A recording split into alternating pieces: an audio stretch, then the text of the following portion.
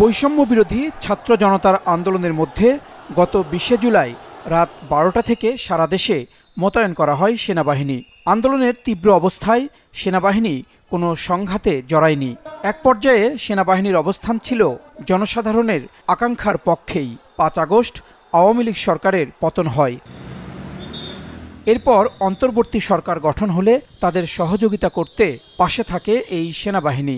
বর্তমানে আইনশৃঙ্খলা পরিস্থিতির উন্নতি ঘটাতে আবারও সেনাবাহিনীর বিশেষ সহায়তা নিল সরকার। এবার তাদের পূর্ণ বিচারিক ক্ষমতা দেয়া হয়েছে। স্বরাষ্ট্র উপদেষ্টা গাজীপুরে এক অনুষ্ঠানে জানান, আইনশৃঙ্খলার উন্নতির জন্যই বিচারিক ক্ষমতা দেয়া হয়েছে সেনাবাহিনীর কমিশনড কর্মকর্তাদের। আপনারা দেখছেন সেনাবাহিনী অনেক দিন যাবতেই কিন্তু মাঠে আছে, মানে তাদের তো একটা ক্ষমতার ভিতরে কাজ করতে হবে। প্লাস আমাদের অন্যান্য বাহিনী তো কিছু স্বল্পতা রয়ে গেছে, এটা পূরণ করার জন্য তো সেনাবাহিনী আমরা আনিছি। যেমন এই যে ম্যাজিস্ট্রেট পাওয়ারটা, এইটার সুবিধাটা ভোগ করবে বাংলার জনগণ।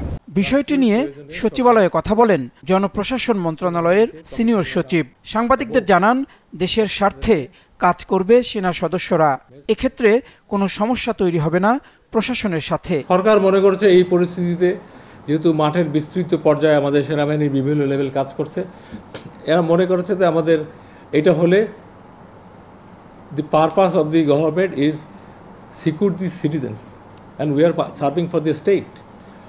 এই জন্য এটা এখন ফিল করা হলো যে এই মুহূর্তে এটা দরকার, এবং একটা টার্গেট বলে দেওয়া হয়েছে অনলি ফর 60 ডেজ। আইনশৃঙ্খলা পরিস্থিতির অবনতির কারণেই কি সেনাবাহিনীকে বিচারিক ক্ষমতা দেয়া হলো?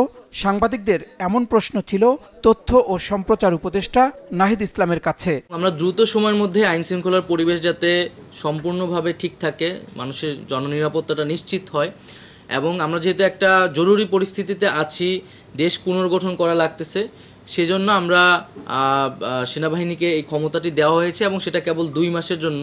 এবং আমরা মূলত এই সময়টার মধ্যে আমাদের যে পুলিশ বাহিনীটা আছে সেটাকে সম্পূর্ণভাবে রিফর্ম করে আরও শক্তিশালী করে মানুষের আস্থার জায়গায় নিয়ে এসে তাদেরকে মাঠে ফিরিয়ে নিয়ে আসব।